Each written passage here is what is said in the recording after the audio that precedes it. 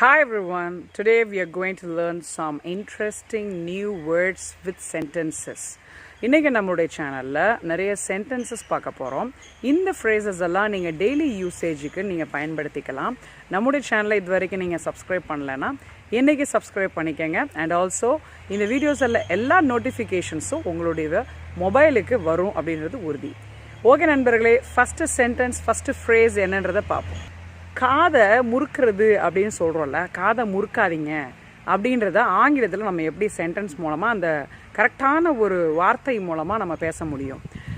Don't tweak my year, அதாவது என்னுடைய காதை முறுக்காதீங்க அப்படின்னு சொல்லுவாங்க. இது ஸ்கூல்ஸில் மேக்ஸிமம் பண்ணுவாங்க, அப்படி பண்ணக்கூடாது. ஸோ அது தவறான ஒரு விஷயம். ஸோ இது நிறைய பேருக்கு தெரியாது, இந்த ஆங்கில வார்த்தை தெரியாது. ஸோ அதனால் கற்றுக்கங்க. Next one, it is not a pipe dream.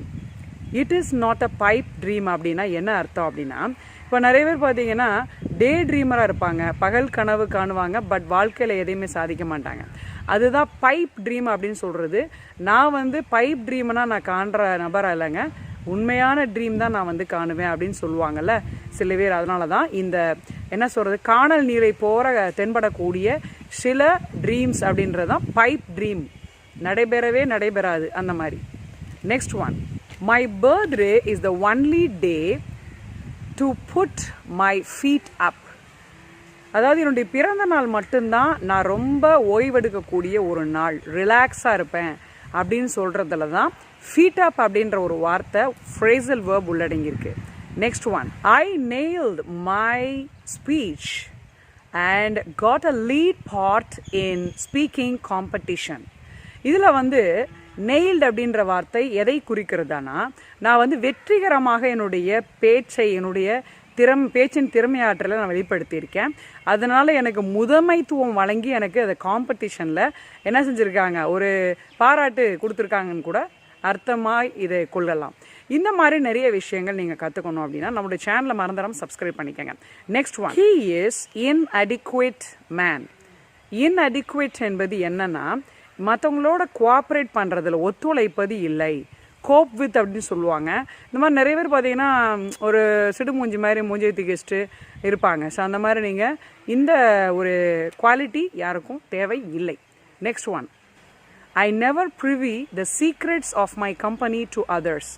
மற்றவங்களுக்கு என்னுடைய கம்பெனியினுடைய ரகசியங்களை, நாலேஜை நான் ஷேர் பண்ணிக்கவே மாட்டேன் அப்படின்ற வார்த்தை தான் ப்ரிவி. ஸோ நிறைய பேர் இந்த வேர்டு தெரியாது, அட்வான்ஸ்ட் இங்கிலீஷ் ஃபாலோ பண்ணிக்கங்க. Next one, untimely death should not happen to any one. அகால மரணம் அப்படின்னு சொல்லுவாங்க. இந்த சின்ன வயசுலேயே சிலவர் உயிர் போகுது அப்படின்னு சொல்லுவாங்க. பார்க்கும்போது நம்மளுக்கும் ரொம்ப கஷ்டமாக இருக்குது. ஏன் இவங்களுக்கெல்லாம் இப்படி சீக்கிரமாகவே இறந்துடுறாங்க, ஒன்றுமே இல்லை, நல்லவங்களா இருக்கிறாங்க, ஏன் இவங்க இறந்து போயிடுறாங்க 20 வயசுலேயே அப்படின்னு நம்ம நிறைய விஷயத்தில் வருத்தப்படுறோம்.